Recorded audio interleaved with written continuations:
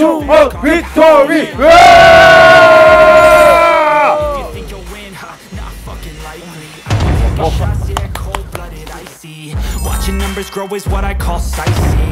이 프로그램은 윤충모가 제작 협조합니다.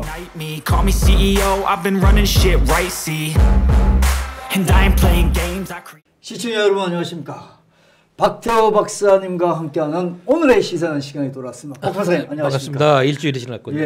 예, 분주하시죠? 요즘 뭐 선거 이제 4주 남았습니다. 정말로 전 정권 교체가 안 되면 나라가 망한다고 생각하는 사람이니까 분주할 수밖에 없죠. 정말 열심히 뛰고 있습니다. 물론 열심히 뛰고 뭐 여기저기 소리가 많이 납니다.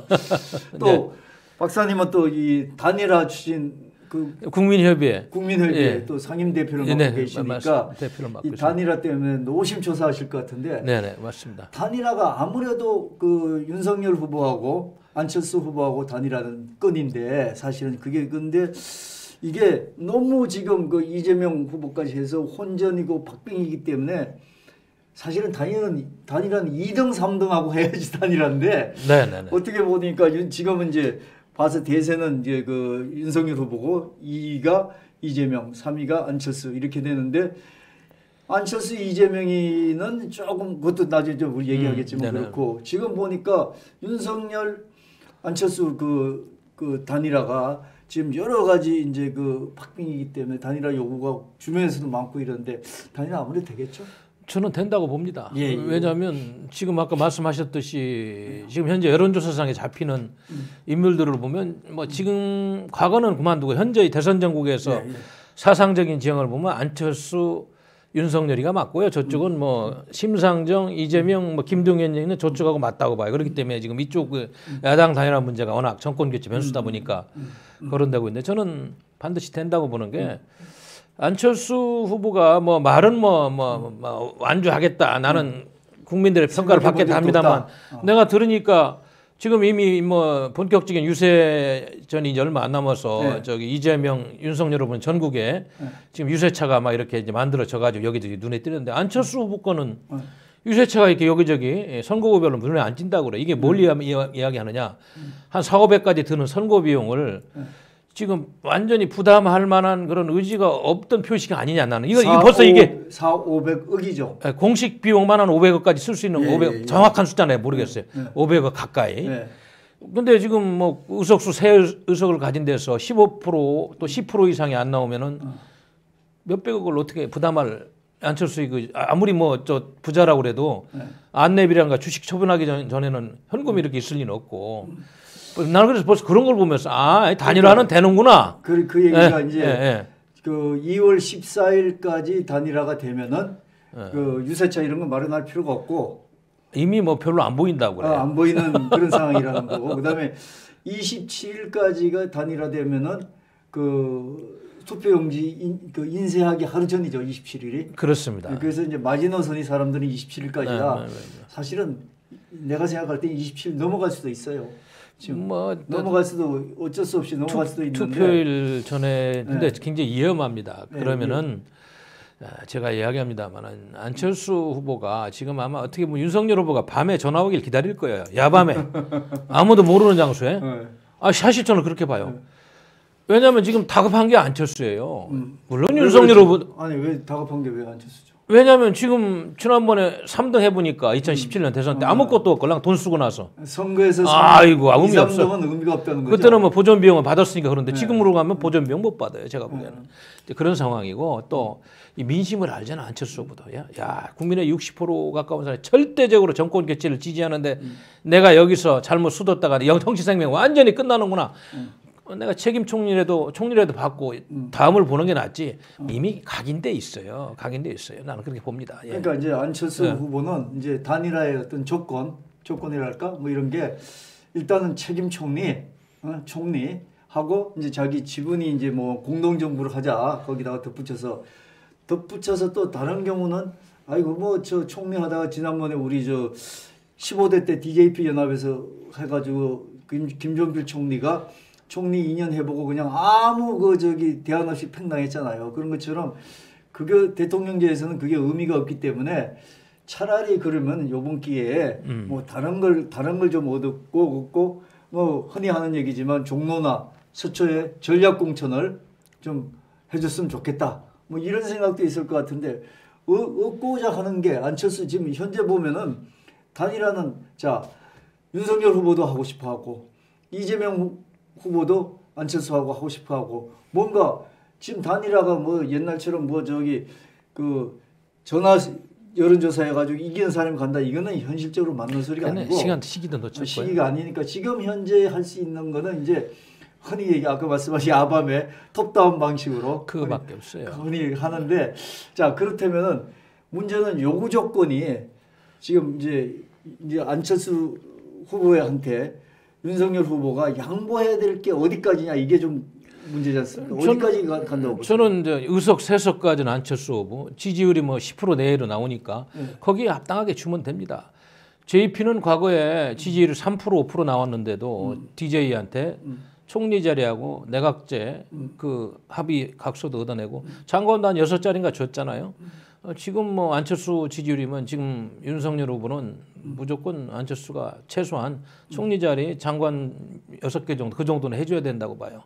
저는 그 정도는 해주고 땡겨야 된다고 봅니다. 총리 하나에 장관이 지금 몇 명인지 모르겠어요. 7분인가 하여튼 근데 거기서 한 3분의 1 정도는 줘야 된다. DJP 연합이 나는 모델이라고 봐요. 이번에도. 근데 뭐 안철수 후보는 DJP 그 모델은 나한테는 가당치도 않다고 이러고 벌써 그냥 하는 소리 있죠. 하는 소리네. 하는 소리 많이 얻어내겠다는 거고 참모들이 뒤에서 뭐 최대한 버텨서 얻어냅시다 해가지고 뭐 그래서 지금 그게 위험한 거예요. 깠다 가면 그래 가다가 지금 저 김종인이라는 그 제야 인사는 아니지 이제 뭐 여기 국민의힘 선대위원장 나간 분이 전 선대위원장께서 무슨 뭐 여론조사 방식 있다고 그러는데 그건 말도 안 돼. 이제 제발 좀 그런 분들은 조용히 했으면 좋겠어. 도움이 안 돼. 이제 우리 윤 후보가 잘 정리했어요. 10분 타결론. 10분이면 끝낸다고요. 뭐 필요 있어요. 둘이 만나서 각서 쓰고 그걸로 발표하면 끝나는 거예요. 아니 의석 3석 가지고 지지율 10% 내에 나오는데 그 이상 욕심내면 그것도 역사의 죄인이다. 그렇다고 뭐 이재명 후보가 책임 총리 준다고 그리 가겠습니까? 지금 지난번에 토론회 할 때 보니까 외교안보 정책 분명히 반대되잖아요. 다른 건 다 비슷해요. 복지니 뭐 이런 거는 돈 있어서 퍼준다는 얘기지 뭐 다른 거 있습니까? 에? 그러나 외교안보 정책을 보니까 도저히 이재명 후보가 갈 수가 없어요. 그걸 배신하고 하면 안철수 정치인이라는 정치 생명은 끝나는 거다. 그건 뭐 저는 그냥 카드로 써먹는 거예요. 이재명 씨가 뭐 책임 총리 이런 거 카드로 흔드는데 반드시 될 거라고 봅니다. 아니 근데 지금 말씀하신 거 저는 이제 조금 그 의문이 드는 게 이재명 그쪽 얘기를 지금 나중에 하려고 그러는데 지금 이제 먼저 얘기가 나왔는데 이재명 그쪽에서 지금 저 안철수 그 후보가 지난번에 며칠 전에 간훈 토론하는 걸 봤어요. 봤더니 정권 교체만이 문제가 아니라 정권 구성을 어떻게 하는지 그게 문제다. 이렇게 얘기하는데 그 얘기가 꼭 이 저기 윤석열 후보하고만 해당되는 게 아니라 저쪽에서 카드를 어떻게 주는 데 따라서 달라질 수가 있다 이런 얘기인데 또 거기다가 그 좀 죄송한 얘기지만 과거에 우리 그 안철수 후보가 사실은 그 보수 쪽이라고 얘기하기 어려웠었잖아요. 지난번 그 서울시장 선거 때 그때 이전에는 전부 다 야권 그 당시 야권 지금은 여권한테 다 양보를 하고 그쪽으로 썼지 않습니까? 이런 분이니까 본인이 뭐 어떻게 정치 생명은 또 만약에 책임 총리 하면서 조건에 따라서 그쪽으로 갈 수도 있지 않겠습니까? 지금은 이제 그렇게 하기에는 그동안에 안철수 씨가 정치적인 지형을 중도 우파로 왔기 때문에 앞으로 이제 정치인으로서 노선을 생각한다면 쉽지 않은데 단 조건이 있어요. 윤석열 후보가 단일화를 안 해주면 갑니다. 저는 그렇게 보는 거예요. 그런 조건은 굉장히 위험한 거죠. 윤석열 후보가 끼어 안 해야 돼. 그래서 정치는 살아있는 생물이라고 뭐 내가 이런 정치 철학을 가지고 이렇게 왔습니다만은 여기서 단일화를 안 하자는데 거기를 준다고 하면 그리 갈 수밖에 없는 그게 정치인들 아닙니까? 그렇기 때문에 중도 보수 정도는 안철수가 윤석열이가 땡기는데 여기를 마다하고 저쪽 이재명한테 간다는 건 정치 생명이 끝나는 거지만 여기서 안 땡기니까 간다는 거는 많은 국민들도 그건 또 다른 이야기라고. 다른 얘기죠. 그래서 윤석열 후보가 10분 타결론 심야에 만나서 각서서 끝나고 발표하면 그걸로 끝나. 지금 뭐 참모들 만나서 협상해봤자 자기들 유리한 쪽으로 언론들 야권 분열 체계 말리면 안 돼요. 저는 야권 분열 세력이 있다고 봅니다. 언론들도 마찬가지고 김종인 씨는 무슨 여론조사입니까 지금? 그 말도 안 되는 소리 좀 그만하시고 이제 그분도 좀 그만하시면 좋겠고 예. 나라 생각에. 그래서 정치는 살아있는 생물이라는 말대로 여기서 안 받으면 갈 확률이 있지만은 여기서 받는다는데 그거는 어렵다고 보는 거죠. 예. 그래서 이제 그래서 얘기인데 예. 뭐 저희도 뭐 일반적으로 상식적으로는 그렇게 생각을 하는데 예. 윤석열 후보가 안철수 후보를 만나고 10분 타결을 하는데 안철수 후보가 더 많은 걸 요구할 수 있다는 말이에요. 예컨대 지금 아까 뭐 총리라든지 이것도 좋지만 우선 이제 요구할 수 있는 게 이 안철수 후보도 자기가 총리 끝나고 지난번 DJP 그 연합해 가지고 결과에 대해서 결과에 김종필 총리가 나중에 아무것도 없이 뭐 총리 한 번 한 걸로 끝났지 않습니까? 그러다 보니까 안철수 후보가 그 미래를 생각해 가지고 뭐 선거법에 대해서 뭐 어떤 보장을 받는다든지 그래서 중선거구를 하자든지 자기가 지금 소수당이지 않습니까? 국민의당이 소수당이니까 중선거구제를 해가지고 좀 어떤 그 보장을 받는다든지 이렇게 되면 이재명 측도 그 180석도 아마 많이 동의를 할 겁니다. 그러니까 그거를 뭐 내놓는다든지 이렇게 되면은 윤석열 후보가 거기까지 양보를 해야 된다는. 아니 저는 이제 그 부분도 좀 전향적으로 험탈 때가 된 게 소선구제 폐해가 너무 커요 해보니까 우리 윤석열 후보가 대통령이 되면은 새 판을 짜야 되고 새 시대에 맞게 정치판 어차피 개혁해야 되는데 안철수 후보 우리 정치 새 판 짭시다. 선거구도 개혁하고 헌법도 고칠 수 있는 건 고칩시다. 뭐 1987년 체제 50 너무 조그만 해서 지금 터지려고 하는데 대한민국 몸집이 커져가지고 다 함께 바꿉시다. 그리고 내가 당신이 지지율에 걸맞게 보증하겠어. 그걸로 다 되는 거죠. 뭐 지금 강론 가지고 이렇게 씨름할 시간이 어디 있어요. 그 정도는 저는 같이 해도 된다고 봐요. 세 판 같이 짜자는데 뭐가 잘못됐어요. 정치 개혁하고 선거구도 개혁하자. 소선거구제 폐해 많잖아요. 이제 바꿀 때 됐어요. 예? 양당만 살아서 되겠습니까 이제. 이제 우리 대한민국 민주주의가 조금 한 단계. 과거에 중대선거구제는 좀 문제가 있었지만 이제 국민이 3만 불대 중대선거구제는 과거하고 달리 정당 정치를 오히려 발전시키는데 오히려 도움이 될 수가 있다. 제가 정치학자로서 저는 그런 생각을 하고 있어요. 예. 그러니까 이제 그걸 이제 우리가 되짚어서 생각하면 윤석열 후보께서 지금 안철수 후보가 그렇게 요구한다는 것까지 거기까지 요구한다는 것까지 자기가 감안을 한다는 건 그러면서 10분 타결론 얘기가 나오는 것 같은데 저는 뭐 그 정도는 받을 수 있다고 봐요. 나쁜 얘기가 아니거든요. 나쁜 얘기가 아니고 새 판 짜자. 우리 대한민국 헌법 테두리 내에서 자유민주주의와 시장경제를 존중하는 세력은 중도 좌건 우파건 보수파건 정통보수 다 만나서 새판 짜자. 단지 헌법 정신을 존중해야 된다. 안철수가 반대할 이유가 뭐 있어요. 윤석열 후보 반대할 이유가 없어요. 안철수가 그걸 요구한다. 일단 이 정권이 어떤 정권이냐. 대장동 수사하는 거 봐라. 그리고 중국 공산당 하는 거 봐라. 이런 친중 정권 더 이상 볼 수 있는 올림픽에까지 대한민국이 피해를 보는 나라인데 산불 정책 합의했던 정권 이재명이 갖고 간다는데 이거 하나로 정권 끝내야지. 나와 안철수 후보는 이걸로 대한민국 앞으로 새 판 짠다. 그렇게 가는 거예요. 그 이상 선거운동이 어디 있겠어요. 확실한 선거운동입니다. 그거 좋은데 또 하나는 자 그렇게 되면 또 문제가 뭐냐면은 자 그거는 많은 사람들이 그 정도는 용인할 수 있다. 사실 민주당까지 중선거구제 하자고 그러면 반대할 사람들이 많지 않지 않습니까? 한 번에 바꿀 때 됐어요. 민주당까지 그건 뭐 동의를 할 테니까 그렇게까지 안철수가 그 요구사항이 나올 수가 있고 안철수 후보가 윤석열 후보도 대한민국의 어떤 혁신을 위해서 그런 방향으로 하겠다. 이렇게 해가지고 하면 되는데 사실은 또 요즘 얘기 나오면 이제 흔히 얘기 나온 것처럼 그 이준석 대표를 비롯한 국민의힘 안에서의 어떤 그 자강론 안철수가 지금 무슨 지지율이 8% 가지고 그것도 이쪽으로 옮겨올 사람 다 왔는데 이런 사람한테 너무 많은 걸 양보하지 않느냐 뭐 이런 식으로 얘기하는 거는 또 어떻게 좀 수습이 될까요? 제가 이야기했잖아요. 그거는 정치를 적게 보는 거라고. 나무만 보고 수분 안 본다고.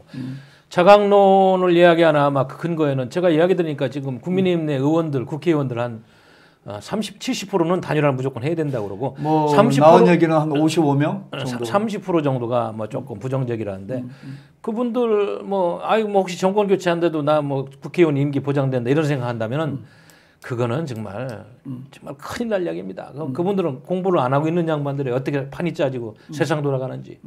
이준석 당대표가 물론 이제 안철수 후보의 지분을 적게 주기 위해서 악역을 맡아가지고 반이라 반대하는 뭐 자강론을 이야기할 수 있고 저쪽은 뭐 권은희 같은 원내대표가 이러면서 바로 지분 많이 확보하기 위해서 이렇게 플레이를 할 수 있는데 제가 보기에는 이준석 대표도 알고 있을 겁니다. 단일화 안 하고 선거 이긴다는 건 굉장히 그건 어렵다. 그걸 알고 있을 거고 뭐 악역을 좀 하고 있지 않나 저는 그렇게 긍정적으로 해석을 하고 만에 하나 진짜로 그런다면 그거는 정말 이 부정선거 문제하고 이 문제를 우리가 볼 때 심각한 거죠. 왜냐하면 이런 기회 놓치면은 다시 회복할 길이 없어요. 대한민국이 저 장마에 떠내려가는데 다시 잡아올 그럴 길이 없습니다. 우리 이준석 씨가 야당 대표하는 책무가 얼마나 지금 무거운데 하기야 문재인 정권 하나 제대로 비판 못하는 거 보고 많은 보수 우파에서는 이 양반이 당대표를 제대로 하고 있냐고 많은 지금 의심을 하고 있는데 이 문제마저 그렇게 한다면 그거는 뭐 내가 보기에는 이 정권 교체 이룬 다음에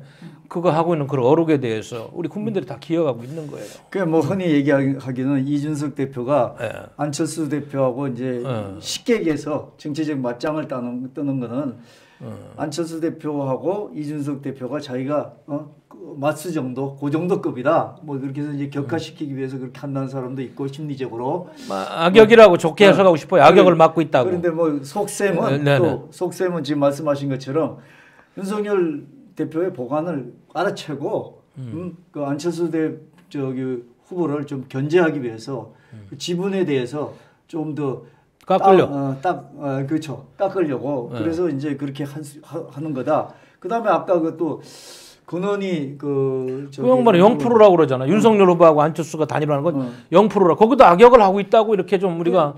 근데 이제 또 어떤 사람들 또 하는 얘기가 근원이 그 의원이 지금 그 국민의당이죠. 국민의당 그 비례대표 중에 한 사람이지만 세 사람 중에 한 사람이지만 이 사람이 원래 출마할 때 사실은 수서경찰서 그 형사과장인가를 하다가 과장 출신이죠. 그 하다가 경찰 하다가 이 박근혜 그 정부에 탄압을 받았다 그래가지고 민주당 원래 민주당 DNA가 민주당 DNA 아닙니까?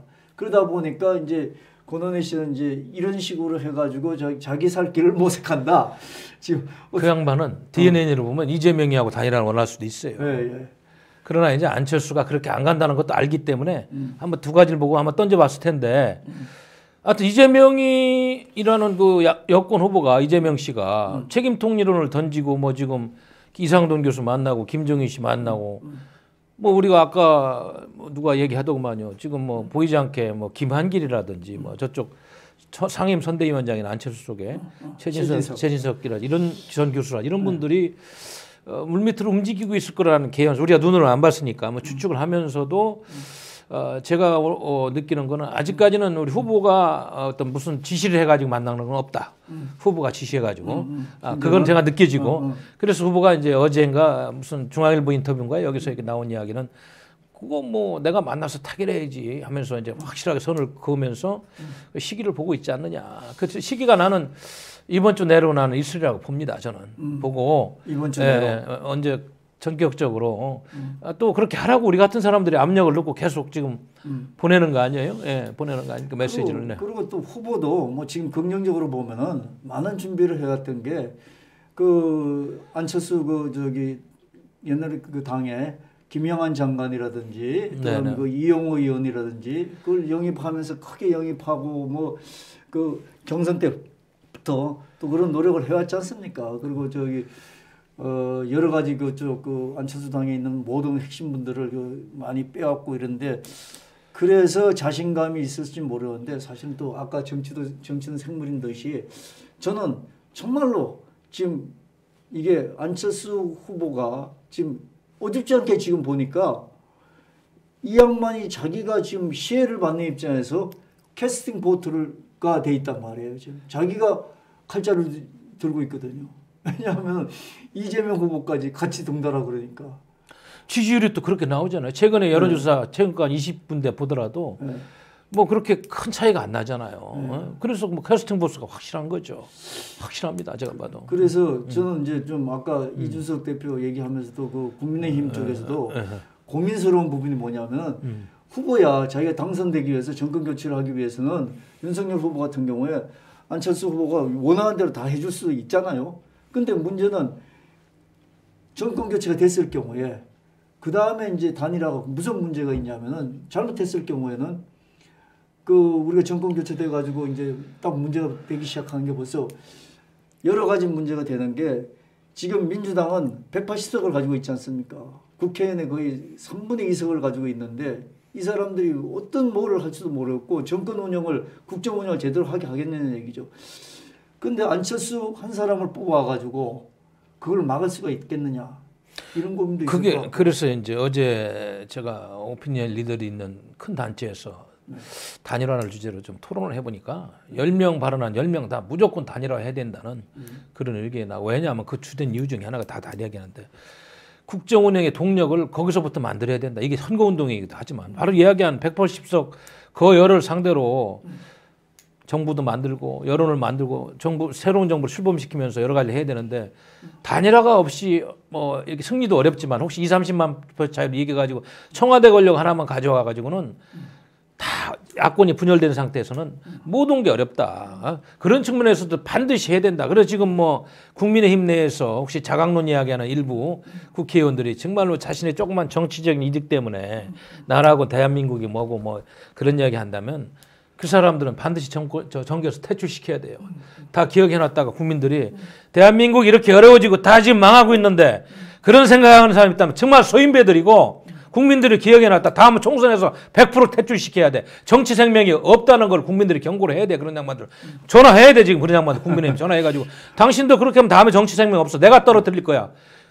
그래서 여론을 만들어가는 거예요. 예. 자, 뭐 그렇게 돼야 되고 네. 소리에 탐하지 말고 국민을 보고 정치를 해야 되는 그렇습니다. 원론적으로 이제 그런 말씀인데 자, 그러면 이 단일화를 위해서 아까 좀 잠깐 말씀 나왔는데 지금 움직이고 있는 게 우리가 이제 우리 눈으로 이렇게 보면 이제 홍준표 의원이 의외로 많이 움직이고 있는 것 같더라고요. 보니까 뭐 그러겠죠. 뭐 홍준표 의원이 이제 안철수 후보하고도 관계도 있고 이러니까 그다음 윤석열 후보하고 또 그 양반이 또 지난번에 안철수 후보하고 경쟁을 했기 때문에 그런 부분도 있고 그래서 움직이는 것 같은데 아까 이제 그 여권에서는 안철수 쪽에서는 최진석 교수라는 그 상임 선대위원장 상임 선대위원장 된 분이 있는데 저는 주목해야 될 사람이 김한길 씨가 아닌가 이런 생각이 드는데 김한길 씨가 좀 이렇게 좀 척진근에 있어요. 그 사이에 척진근에 있는데 안철수 대표하고 처음에는 좋았다가 이제 그 당을 같이 만들었다 척진근이 있는데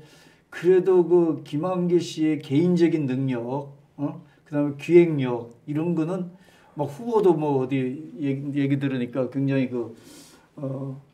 많이 신뢰를 한다고 그러는 것 같은데 사실 김한길 씨하고 좀 이루어지는 게 아닌가 뭐 이런 생각이 드는데 어떠십니까? 그래서 제가 아까 말씀 올렸습니다만 지금 우리가 몰라도 뭐 대화하는 선은 있을 수가 있어요. 예. 그런데 저는 윤석열 후보가 지금 정확한 현실 인식을 하고 있다고 봅니다. 그런 정도 가지고 타결이 안 되는 걸 알고 있어요, 윤 후보가. 그래서 전격적으로 끝내면 되는 일이다. 그런 얘기를 했고 그렇게 이루어집니다. 뭐 뒤에서 그분들이 분위기를 만들고 뭐 몇 가지 합의사항을 가져올 수 있어도 실질적으로 참모들이 만나면 뭐가 어떻고 장관 몇 석이 어떻고 뭐 어쩌면서 시간이 걸리고 또 찌걱 소리를 내기 때문에 이번에는 그런 거 하면 안 돼요. 저는 그래서 후보가 그냥 결단 내리는 게 맞다. 그렇게 봅니다. 지금도 똑같은 생각이에요. 윤석열 후보 스타일대로 해야 된다. 그럼요. 지금 시간이 없어요. 이번 주가 며칠 남았어요. 10살까지 해야 되는데 뭐 며칠 안 10살까지는 현실적으로 안 되는 게 모를 일이죠. 아니 그 11일 날 TV 토론 끝나고 그 반응을 볼 텐데. 나는 어제도 내가 제안했습니다만은 TV 토론 현장에서 둘이 단일화 악수하고 토론 들어가면 이 선거운동 10% 올라갑니다. 우리는 이렇게 단일화했습니다. 토론하는 과정에서. 그 정도 해야지 대한민국을 사랑하는 정치인이라고 그러지. 토론하는 과정에서 윤석열, 안철수는 여기서 선언합니다. 우리는 단일화하기로 했고 어떤 조건도 우리는 나라를 위해서 다 양보하고 일단 합치기로 했습니다. 그 선언 자체만으로 선거운동 끝나는 거야. 뭐 심상정 후보는 저쪽으로 붙겠지만은 나는 어제 그런 얘기를 했어요. 그렇게 하라. 그렇게 하라 이거야. 예. 저 정치는 그렇게 좀 멋있기도 하고 국민들을 시원하게 하는 홈런 나면 쳐줘야 되는데 요즘 정치하는 사람들 보면 솔직한 이야기로 아이고 정말 너무 답답해요. 너무 답답해. 윤석열 후보가 그러니까 제가 정리를 하겠습니다. 윤석열 후보가 장점이 뭐냐면 뚝심 있고 소신 있고 배짱 있다. 이게 이제 일반 국민들이 생각하는 그 장점이고 단점이 뭐냐면 조금 겸손하지 못한다. 뭐 검찰 출신이라서 그런지 모르지만 하여튼 그건 겸손하지 못한다. 하는 소리죠. 뭐 이런 얘기가 내가 보기에는 단단체도 안 하는 것 같던데. 아니, 그러니까 네. 그런 게 남들이 있고, 하는 소리지만요. 또 하나가 뭐냐면은 예. 저기 소통을 좀 못하는 것 같다. 이런 뭐 단점을 굳이 따지자면 그런 게 있고 또 하나 결정적인 문제가 뭐냐면 그래도 우리가 지켜보니까 그건 지금 말씀드린 그건 아니다. 또 그 다음에 계속 지켜보니까 많이 변했다. 겸손하고 소통도 많이 하려고 그러고 한다. 근데 감동이 없어. 바로 그런 걸 해야 됩니다. 그래서 지지율은 감동 있을 때 많이 오르는 거예요. 그래서 내가 지금 그 박사님 얘기처럼 네. 박사님 말씀처럼 지금 그 TV 토론 11일날 들어가기 전에 단일화 한다고 해가지고 들어가서 하면은 이걸로 저기 선거 끝나는 겁니다. 그럼 끝나죠. 거기서 발표하면 돼요. 토론회하다가. 네. 아니 안철수 후보님 내가 질문하겠습니다. 네. 서로 상호 질의할 때 우리 그렇게 하는 거죠. 그걸로 끝나는 거예요. 그렇게 지금 뭐 투표용지 인쇄하기 그러면 그전 제가 본 야권 분열책에 말립니다. 이 정권 지금 이 선거판을 짜고 있는 이 여권 세력들의 그 가볍게 보면 안 돼요. 그럼요. 전격적으로 해야 돼요. 전격. DJ한테 그런 건 배우란 말이에요. 어땠어요 그 당시에? 후보 자리 하나만 빼놓고 다 주겠다. 와라. 일단 정권 교체하고 뭐 일정 부분 나눠 먹고 내각제 약속은 안 지켰지만 아무튼 뭐 아니 그 정치인은 좀 그런 때로는 좀 과격한 전략도 쓰고 감동 주는 그런 언사도 나와야 되는데 사실은 이번 TV 토론이 저는 가장 좋은 기회라고 봐요. 저는 그렇게 어제 그래서 내가 박대우 TV를 통해 가지고 그렇게 하라고 내가 잠깐 찍었어요. 네. 거기서도 하고 또 우리도 하고 그러니까 네. 이 윤석열 후보가 네. 또 이 만만한 유튜브는 잘 안 본다니까 우리 홍영란 유치원은 꼭 보시는 것 같더라고. 예. 충안고등학교 동문이라고 보니까 제는 뭐 시작한 지 얼마 안 돼서 구독자가 얼마 안 되니까 저는 이제 뭐 몇 개월 안 되고 얼마 하도 탄압을 받아서 하여튼 그런데 그래서 하여튼 어찌 됐건 이걸 좀 봐가지고 좀 감동을 좀 주는 그렇습니다. 그런 하면 여성들 표 팍팍 들어갑니다. 자 오늘 이걸로 좋은 선거 캠페인 하나 제안해 주신 걸로 마무리를 짓도록 하겠습니다. 오늘 감사합니다. 네, 고맙습니다. 수고하셨습니다. 감사합니다. 네. 네. 윤석열 선배님 학교 운동장입니다. 윤석열 선배님 이렇게 텅 비어있는 국민들의 마음을 선배님께서 가득 채워주실 것을 믿습니다. 선배님 올해는 이렇게 텅 빈 운동장에서 새해 인사를 드리지만 내년에는 청와대에서 세배를 드리도록 하겠습니다. 윤석열을 위한 새해 인사 릴레이 레디 액션! 이 프로그램은 윤충모가 제작 협조합니다.